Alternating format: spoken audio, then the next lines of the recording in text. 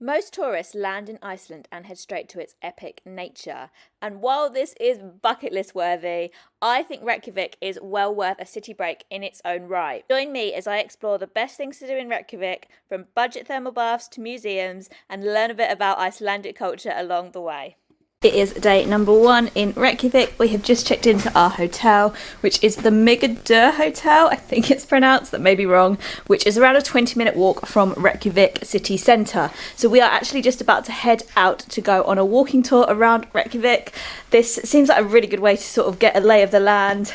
We have both been to Reykjavik before, but it will be interesting hopefully to see some like secret spots and just learn a little bit more about Icelandic culture and history. So let's go, we're going to walk there and see what we can find along the way. One of my favourite things to do in Reykjavik is to just walk around the city with a hot coffee in hand. This city has a really good cafe culture. There's loads of cosy cafes, and especially if you're here in the winter and it's cold outside, you can just step into any of the cafes, get a hot drink, either warm up in there or just walk around sipping your coffee.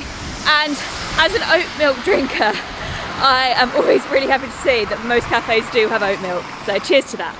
But against the Danish, they were our colonizers here in Iceland. Going well at the construction site, except... Walking tour was really good. We booked with citywalk.is and it is one of the free walking tours, but you tip at the end. So we tipped, I think 5,000 krona, which was about £28 for the two of us. So yeah, really good, really newer stuff and very entertaining as well. We have just finished the walk at Tjornin. I think that may not be how it's pronounced, but it is like the main lake in the centre of Reykjavik, and it's literally called just lake, like that means lake in Icelandic. And this is a really interesting lake because it's part of it is frozen for like the winter part of the year, but geothermal water is pumped into it, so the geese still live here. So you've got like part of it's frozen and part of it's not. People are walking across it.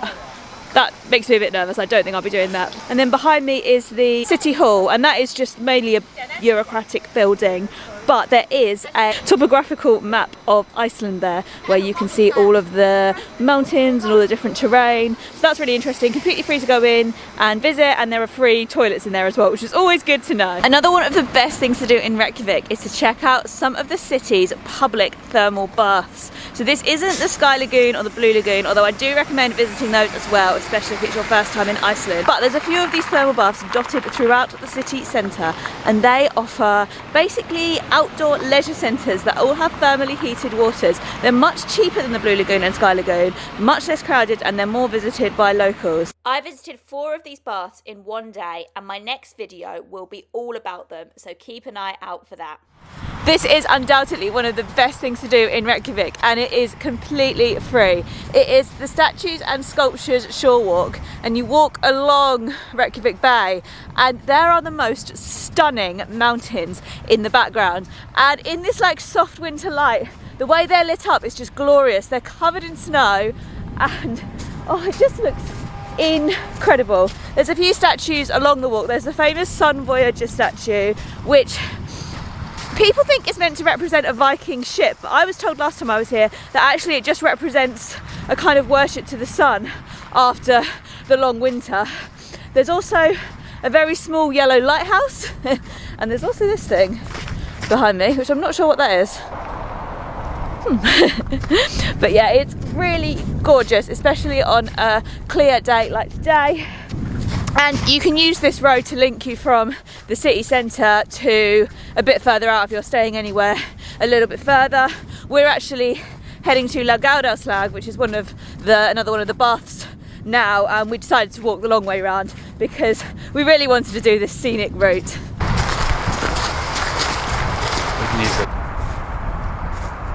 There are actually tons of museums in Reykjavik, including the Maritime Museum, the Whale Museum, the Saga Museum, but we decided to start the museums off by coming to the National Museum of Iceland, just to get a bit more information about this country's history. This museum was really interesting, and I definitely recommend it to anyone who wants to get a bit more of background information about Iceland, because it's a fascinating country.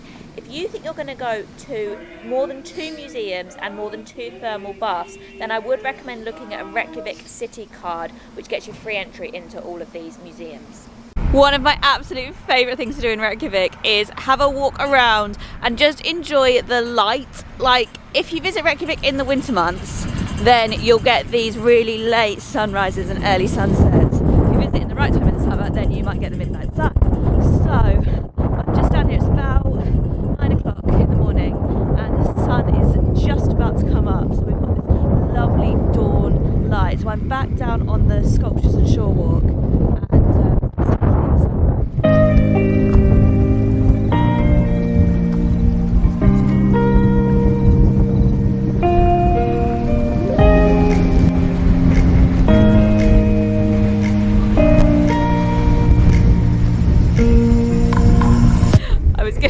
Tripod up, but it just kept falling over.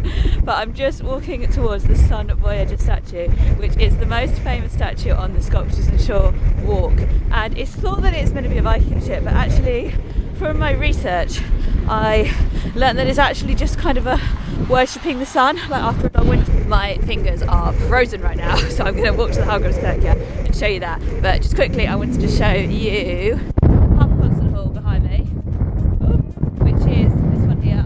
I'll show you a close-up as well. This is a modern concert hall. They do have concerts there of Icelandic and international music, which, fun fact, of Monsters and Men are an Icelandic band, if you've ever heard of them. So yeah, it's a nice architecture hall. It's worth going to see a concert there if you have time and you fancy that kind of thing. Otherwise, it's quite cool just to look at the architecture. It's very modern, nice architecture. And I saw a whale watching boat go out on the water, which, I mean, power to them, because it looks very choppy today. I've never been whale watching in Iceland. I've always been to Iceland in the winter, and winter's not the best season for whale watching, but you can do it year round. So if you want to go whale watching while you're in Reykjavik, I'll put some links down to excursions in the description below, and you can book onto those. They leave from Reykjavik harbour. So behind me there is a hill, and on top of the hill there is a statue, and the statue is of the first Icelander. I'm not going to go there now because it's very slippery and windy. If you do the free walking tour that I recommended in this video, then you will go up to the statue and you'll learn a bit more about him. One of the interesting things we learned up there is that Icelanders have a bit of a problem, which is that if you go far back enough, they are all related. So they actually have a website that they can use when it comes to dating, and they can input someone else's name into the website and their name, and then they find out how closely related they are. And there is an official Icelandic government recommendation, which is that you don't date your first, second, third or fourth cousin, and you only date your fifth cousins onwards. It doesn't seem to cause too many problems. It's just something that I think people here just have to deal with. But yeah, quite funny, I guess, just because it was isolated for so long. And nowadays they have much more immigration, so this will probably not be so much of a problem in the future, because, you know, people are getting partners from different countries and things. But until now it has been quite just something that a lot of them have considered. And even pre-internet they had family trees, and they sort of had a list of people that they couldn't marry or have children with, because they would look at these family trees and they'd be like, oh no, we're too related to them. Our guide did say that they actually seem more conscious of it than people in the British royal family were, or like any European royal families or any kind of gentry were. You know, there was a lot of people marrying their cousins in history, like in a lot of countries in the world, but actually our guide said that Vikings were actually seemed more aware of that, so they, even from the get-go, they sort of widened the pool a little bit more. Now, as I mentioned earlier in the video, Reykjavik certainly has its fair share of interesting museums. Some of these museums, like the National Museum of Iceland, are very interesting but quite serious and go over very sensible topics. Then you've got museums like the Icelandic Punk Museum, which focuses on Icelandic punk, as you can guess, a little bit more light-hearted. But then you've got the bizarre. So we are just about to go to what is definitely the most bizarre museum in Reykjavik, probably the most bizarre museum in the world. Let me go and show you what I'm talking about. Welcome to the Icelandic Phallological Museum. Yes, this is a museum dedicated to exactly what you think it is dedicated to. It was started by one of the world leaders in phallology. I didn't even know that there were world leaders in phallology. And it is basically a collection of phalluses from different Icelandic animals and even some mythical creatures as well. It is educational in a strange way, and it definitely takes the crown for the strangest museum in Reykjavik. That was an experience, to say the least. I do actually have one tip for this museum. So it cost us £17, so around $20 or €20 to enter this museum and look around. And as you can see, it was mainly animal samples, I guess we'll just say. There were a few other like quirky, like pop culture kind of exhibits as well, but you can see a fair amount of the museum from the cafe. There are sort of exhibits around the cafe as well, and you do kind of get an idea of what it's all about just from being in the cafe. So actually, instead of going to the museum, I'd probably recommend just going down to the cafe and getting a drink, or you can get waffles in the shape of you know what, and just sort of seeing what it's about from there, because by doing that you'd probably save a little bit of money and you'd also get a drink or some food as well. It's definitely worth going down just to see how wacky it is, but I do think that's a good way to save some money because it is quite expensive for what it is. Right by the museum you'll find a flea market. This is only open on Saturdays and Sundays, and unfortunately we got there at 5:05 and it closed at 5, so we didn't have a chance to look inside. But we were told by our guide that this is a really good place to buy Icelandic souvenirs. So if you want to get something that's not too expensive and that's traditional to Iceland, this is where to look. It's also next to the very famous hot dog stand, which we didn't try because they don't do vegetarian hot dogs, unfortunately. In Reykjavik, there are a few interactive exhibits that you can do. So I did one of these the last time I was here. It's called FlyOver Iceland, and it's a virtual flight over the entirety of the country. Honestly, it's really spectacular. You go to a lot of places where you literally can't access, and apparently a lot of Icelandic people have gone in and they've seen places in their country that they didn't even know existed. It is a really special experience. It is like a simulation flight, and obviously it's never like seeing nature in person, but I do really recommend it. The other thing which we are doing now is going to a lava show. So obviously Icelandic is the land of fire and ice. There's a lot of volcanoes, there's a lot of lava, and this lava show is a safe way to see lava and learn about lava without actually going to the volcanoes. So this lava show is about an hour-long experience where they pour real lava into a room and they show you how it reacts in different ways, and you learn a lot about volcanoes and lava as well. We're just about to head over there, so let's go see what this is about. We arrived at the lava show, and as we had the premium package, we got a complimentary drink on arrival. This was the volcano-inspired cocktail. Then we got to wait in the lounge area before we went through to the actual lava show arena. People with premium tickets sit at the top, which gives the best view of the lava as it actually erupts. The volcano expert led us through what to expect and explained a bit about volcanoes in Iceland before she introduced the lava maker. So this is the guy who makes all the lava, and this is what he has to wear when he's making the lava. So then it was time for the lava to actually come into the room, and when it first went into the room, it was 1,100 degrees Celsius in temperature, and we basically saw a very small scale volcanic eruption. The volcanologist showed us how the lava reacts with different substances and showed us what the cooling process is like. She answered all of our questions and just told us a bit more about volcanoes in Iceland and how the country deals with the volcanoes. With all of the news at the moment, I did find it really interesting to learn a bit more about these volcanoes and a bit more about what life is like living with so many volcanoes. So I definitely recommend this experience. There were a couple of other little highlights with the premium experience as well. You get a free lava rock, so you can take that home with you. It's a really nice souvenir. If you don't have the premium experience, you can also buy them. And with the premium experience, we got a backstage tour to see how the lava is actually made, which is where we learned a little bit more about the lava maker's outfit. And just behind me is my favourite street in the city, Rainbow Street. So Iceland is a very LGBTQIA+ friendly country. It was one of the first countries in the world to legalise gay marriage, and our guide told us the other day that actually the Prime Minister of the time was gay herself, and she wanted to marry her girlfriend, so she became Prime Minister and changed the laws completely, which is just such a boss thing to do. I love it. So Reykjavik Pride is a really big deal here, and our guide said about 2/3 of the population of Iceland celebrate it, whether that be as part of the community or as an ally, and every year they paint a street rainbow coloured. On this year, when they painted this street rainbow coloured, they were turning it into a pedestrian street anyway, so they said, oh, we'll just leave it rainbow coloured.